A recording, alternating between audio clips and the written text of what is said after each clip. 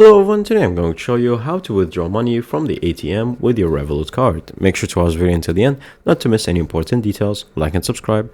Now in case you haven't downloaded Revolut yet, then you're very lucky because we have a special link offer just for you.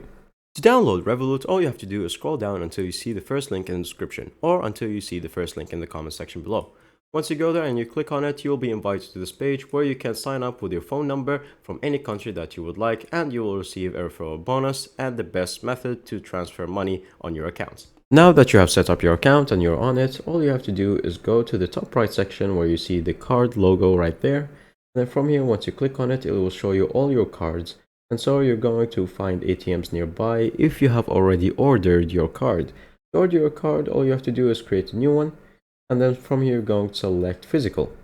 Once you have a physical card, you're going to pay for it a small fee, customize it as you want, and once they deliver it for you to your household, then you can use it and go to the near ATMs, as you can see right there, and then from there you can just use it. That's pretty much it. Thank you guys for watching. See you next time. Bye bye.